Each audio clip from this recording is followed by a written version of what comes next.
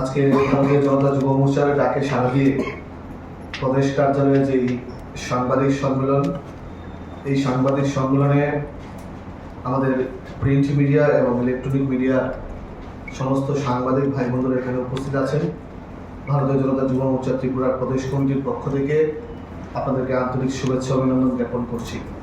আমাদের সঙ্গে উপস্থিত আমাদের দুইজন সহসভাপতি বিকি প্রসাদ, অরুণাভ নন্দী আছেন, মুখপাত্র অমলান মুখার্জি এবং উত্তর জেলা যুব মোর্চার সম্পাদক ভাই বিশ্বই। আমরা আজকে এই সাংবাদিক সম্মেলনে উপস্থিত হয়েছি আমাদের আগামী দিনে একটা গুরুত্বপূর্ণ এবং ইনোভেটিভ কার্যক্রম আপনাদের সামনে তুলে ধরার জন্য, গোটা রাজ্যবাসীর সামনে তুলে ধরার জন্য আমরা এখানে একত্রিত হয়েছি। আমরা সবাই অবগত আছি 1975 সনে 25শে জুন গোটা দেশে জরুরি অবস্থা জারি করা হয়েছিল, ইমার্জেন্সি জারি করা হয়েছিল, যার ফলে গোটা ভারতবর্ষের গণতন্ত্রকে হত্যা করা হয়েছিল। গোটা ভারতবর্ষের প্রত্যেকটা অংশের নাগরিকের গণতান্ত্রিক অধিকার লুণ্ঠন করা হয়েছিল।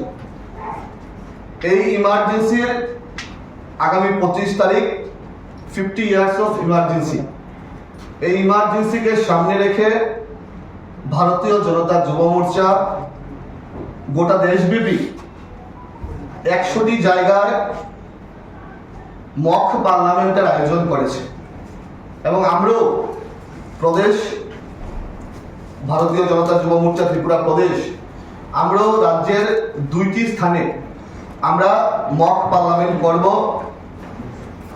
আমরা আগামী 25 তারিখ আগরতলা স্থিত সুকান্ত একাডেমিতে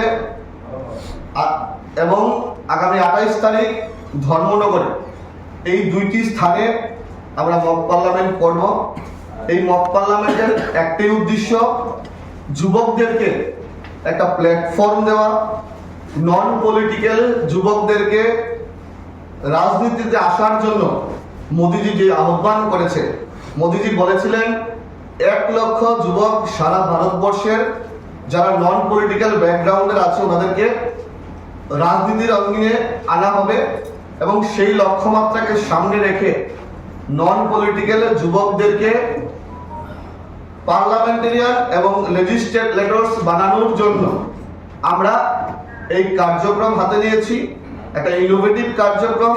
এবং সেটার স্বরূপ একটা পার্লামেন্টের ভিতরে যেরকম ভাবে বসার জায়গা থেকে শুরু করে স্পিকার, ডেপুটি স্পিকার, প্রত্যেকটা বিষয় আমরা একটা মিনি পার্লামেন্টের মতো আমরা করব এবং গোটা রাজ্যবাসীকে একটা সুন্দর, ইনোভেটিভ এবং নতুন অনুষ্ঠান আমরা উপহার দেব এবং যুবকদেরকে আমরা রাজনীতির আঙ্গিনে আনার জন্য আমরা এই কার্যক্রম করব।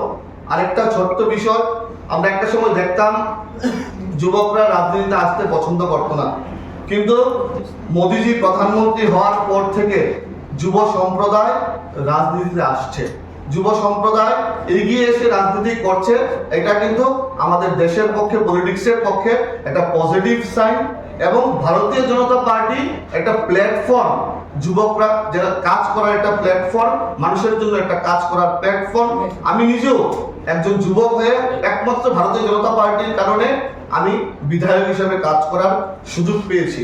আগামী দিনেও আমাদের রাজ্যের যুবকরা, নন পলিটিক্যাল ব্যাকগ্রাউন্ডের যুবকরা রাজনীতিতে আসবে, এই আশা প্রত্যাশা রাখছি।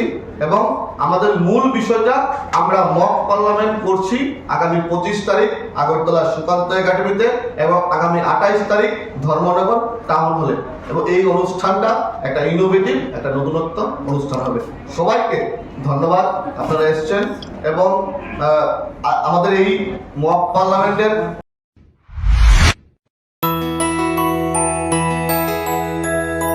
স্বাদে ভরা ঘিয়ের সুবাস লংতরায়, কি ভালো খেতে। শুদ্ধ ঘিয়ের আবেশ ভরা লংতরায়, অপূর্ব সুগন্ধ, পুষ্টি ভরা ঘিয়ের খাবার, কাওয়া ঘি প্রিয় সবার লংতরায়। একেই বলে বিশুদ্ধ ঘি। বিশুদ্ধ ঘি নাম মনে লংতরাই ঘি রোজ খাবারে তোমাকে চাই। লংতরাই লংতরাই লং